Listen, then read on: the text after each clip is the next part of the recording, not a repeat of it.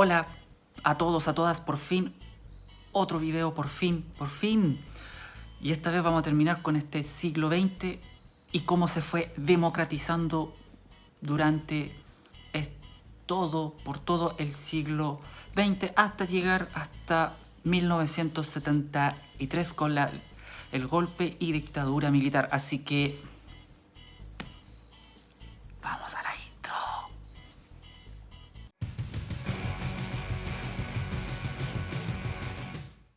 Y bien, vamos a comenzar con este temazo, un gran tema.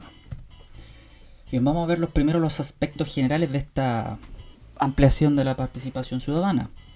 Tenemos que tener en claro que en el siglo XX en Chile se vivió una muy lenta, pero una constante apertura social y obviamente política, que como siempre ha sido en la historia de la humanidad, los sectores conservadores, ¿cierto? En este caso de la sociedad chilena, se oponían muy fuerte a esta nueva apertura social y política que estaba exigiendo las masas.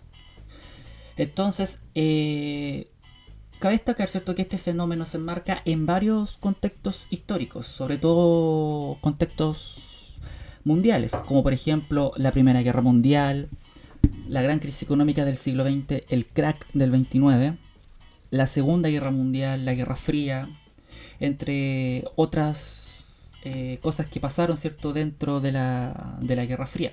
En ese contexto, ¿cierto?, se comienza a democratizar la sociedad chilena. Entonces tenemos los movimientos feministas en Chile, que no es algo nuevo, esto viene de hace mucho, pero muchas décadas atrás. Entonces tenemos que demandaban, ¿cierto?, mayor participación política. En este contexto del siglo XX, sobre todo a mediados del siglo XX, ¿cierto?, lo que más se pedía era mayor participación política de las mujeres. Entonces existían dos federaciones, agrupaciones, que era la MEMCH y la FECHIF, que estas, ¿cierto?, luchaban para que las mujeres, ¿cierto?, tuvieran por primera vez acceso a votar, o sea, algo muy elemental de hoy en día. Entonces tenemos a la destacadísima Elena Cafarena, que ella fue la cara visible, la que más, ¿cierto?, pidió y luchó por el voto femenino.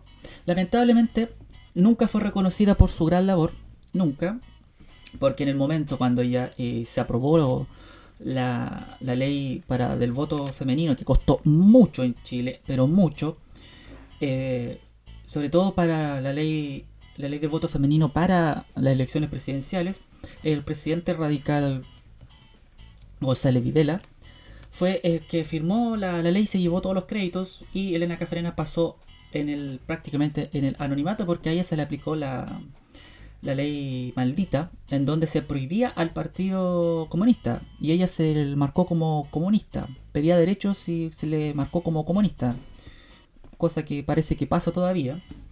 Pero a ella, ¿cierto?, nunca fue comunista, nunca participó en el partido, ni como simpatizante, menos como militante, pero se le marcó y pasó al anonimato hasta cuando fallece Elena Cafarena.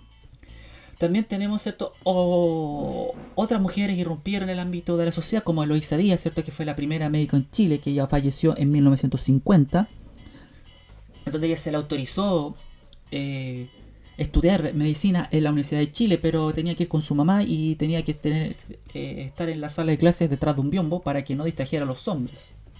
Siempre la culpa tiene la mujer, parece, con todo. Y tenemos también, ¿cierto?, a María de la Cruz, que fue la primera senadora de Chile.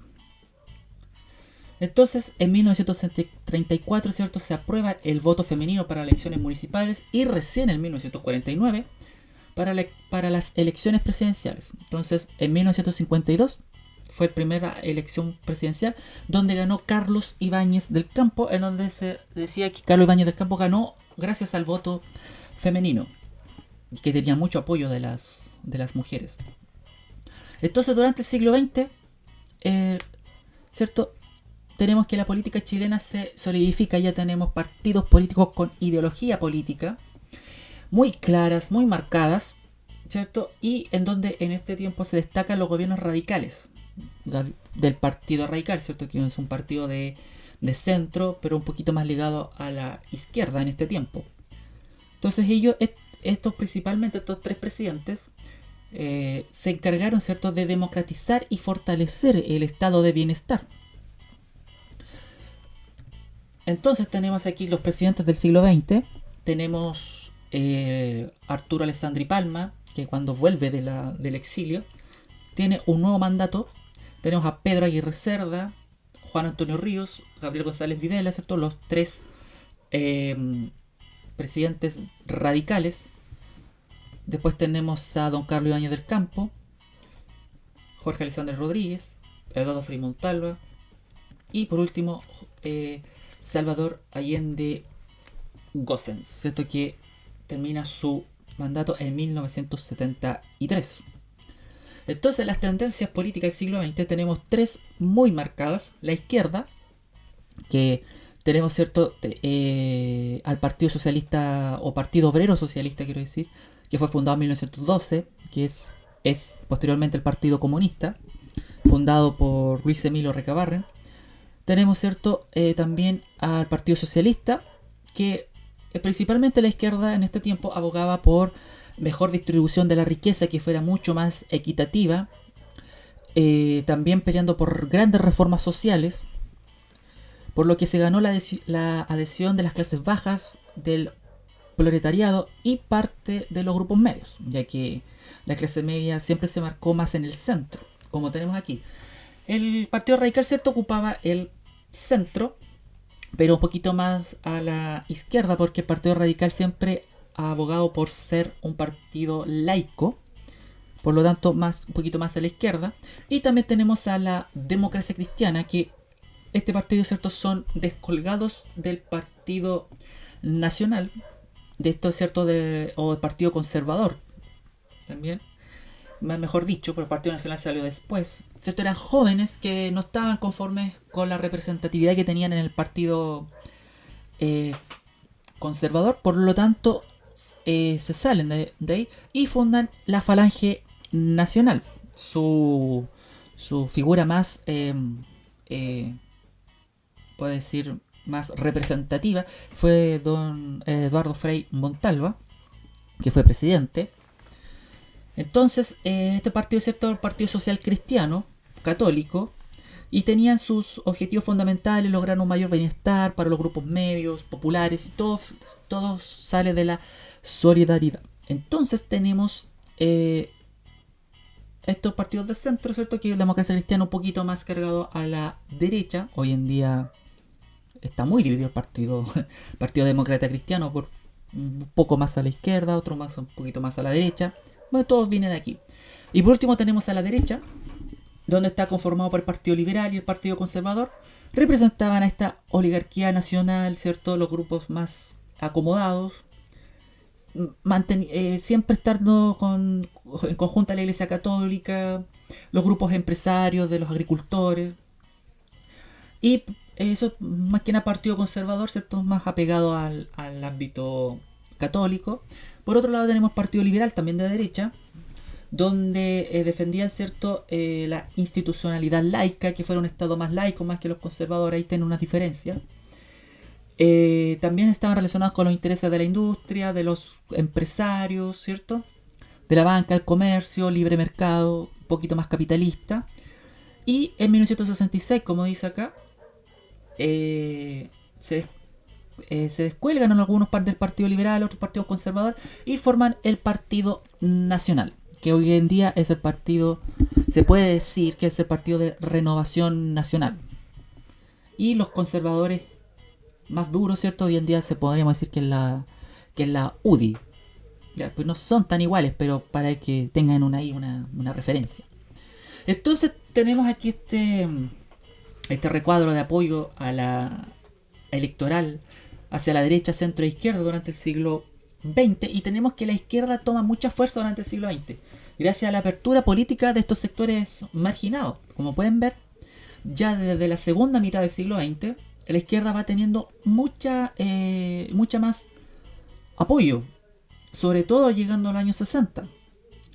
¿Por qué? Porque tenemos ciertos partidos políticos consolidados, Partido Comunista, Partido Socialista y otros movimientos más pequeños. Entonces la derecha comienza a perder apoyo y el centro izquierda comienza a tener apoyo.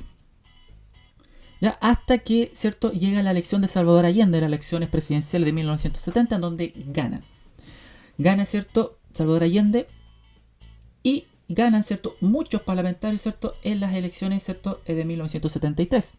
Ahí cuando, ¿cierto?, se produce el golpe de Estado. Entonces, en este siglo XX tenemos mucho más acceso a la educación, a la cultura, gracias a la ley primaria obligatoria, ¿cierto?, de educación básica obligatoria, y la cultura de masa, ¿cierto?, que se viene a formar gracias a la invención de la radio, del cine, de la televisión, ¿cierto? Entonces tenemos un estado mucho más democratizado y una sociedad más distinta a como era a principios del siglo XX y por todo el siglo XX, o sea, una cultura muy distinta. ¿Cierto? Tenemos la radio que difunde la música, la noticia, espectáculos. El cine se desarrolló mucho, el cine chileno, gracias a Chile Films, que era del Estado, ¿cierto?, que promovía la industria del cine. La cultura juvenil, llega el movimiento o cultura hippie a Chile. Ahí tenemos, ¿cierto?, a Negro Piñera. Y la música, ¿cierto?, tenemos esta nueva ola, que es donde música que mezclaba el rock and roll de Inglaterra, Estados Unidos, y le ponían letras muy de amor, ¿cierto?, que fue muy popular en los años 60. Y llegando a los años 70, ¿cierto?, nace la nueva canción chilena de folclore latinoamericano con letras de conciencia social. Tenemos Violeta Parra, por ejemplo, Inti Illimani, Iyapu, Víctor Jara. Y en el contexto internacional tenemos, ¿cierto?, la Guerra Fría. Estas dos superpotencias, ¿cierto?, que se estaban agarrando casi a coscacho, solamente ahí se miraban nomás, ¿sí? ¿Cierto? Partido. Tenemos la Unión Soviética y Estados Unidos. ¿Y qué es la Guerra Fría? No es más que un conflicto ideológico no armado. Nunca la Unión Soviética le disparó una bala a Estados Unidos, ni Estados Unidos una bala a la Unión Soviética. Nunca. ¿Por qué? Porque se tenía miedo de que si algo sucedía, iba a haber la tercera guerra mundial, y por el arsenal que tenía la Unión Soviética, bombas atómicas, Estados Unidos tenía la bomba atómica, tiró 2 bombas atómicas para terminar la Segunda Guerra Mundial. Entonces, si había una guerra, iba a ser la destrucción del mundo. Por lo tanto, se aguantaron harto antes que pasara una guerra mundial. Entonces tenemos un conflicto ideológico no armado por la dominación mundial entre las dos principales potencias mundiales.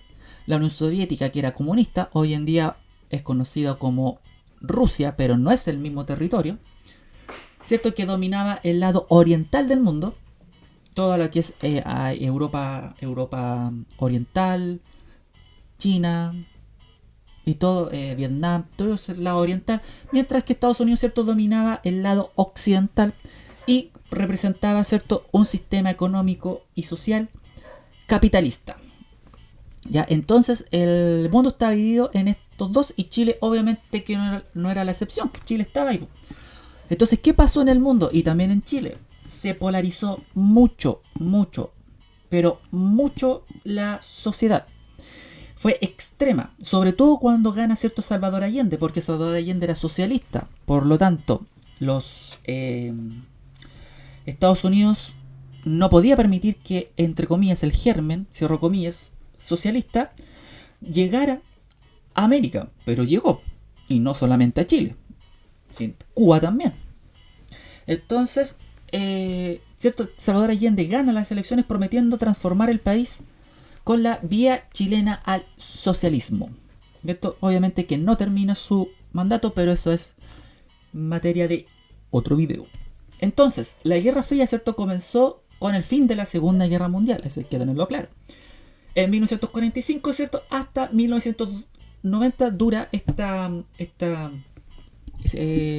Guerra Fría, puede ser 1991 o 92, sí, pero pongamos una fecha, la caída del muro de Berlín, 1990, ¿cierto? Ahí termina la Guerra Fría cuando la Unión Soviética se desintegra. Y tenemos, ¿cierto?, distintos momentos, pero muy, muy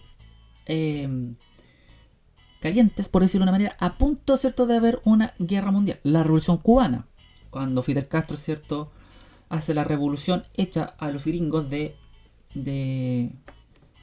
Cuba, y la Unión Soviética, ¿cierto?, pone estos misiles, ¿cierto?, apuntando hacia Estados Unidos. Si Estados Unidos no dejaba de invadir la isla, iban a disparar y iba a comenzar la Segunda Guerra Mundial. En 1962 Estados Unidos cedió al final. Guerra de Corea. Guerra de Corea, ¿cierto?, que todavía está, ¿cierto?, ahí con Kim Jong-un. Ahora Corea del Norte comunista y Corea del Sur más socialista, más capitalista. La guerra de Vietnam, la vergüenza de Estados Unidos, ¿cierto? Se dice que ahí fue donde perdió la guerra. Y de hecho comenzó la guerra con un atentado de falsa bandera, ¿cómo se llama? O sea, Estados Unidos se autoatacó para tener una razón para atacar Vietnam. Y la carrera espacial, ¿cierto?, en donde quién llegaba primero a la luna, si era Estados Unidos o la Unión Soviética, ¿cierto? Entonces dice aquí, ¿cierto?, que Estados Unidos buscó por todas las formas inimaginables que el comunismo no llegara a América Latina, pero llegó de igual forma. Entonces, la Guerra Fría produjo una gran polarización de la sociedad entre izquierdas y derechas. No se podían ver la gente incluso, ¿ya? Y se intensificó esta polarización, ¿cierto? O comenzó este momento de álgido con la reforma agraria, ¿cierto?, del presidente Eduardo Frei Montalva y posterior gobierno de Salvador Allende, cuando él gana las elecciones y aplica la ley, y ahí se descontrola todo y Chile se fue a la B. Pero eso es materia de otro video. Y eso ha sido todo. Espero que te haya gustado el video. Ponle un tremendo like y también suscríbete, porque si no te voy a poner la media anotación negativa. ¿Te quedó claro? Entonces, que estén muy bien, que lo pasen excelente y nos vemos en el siguiente video. Chao.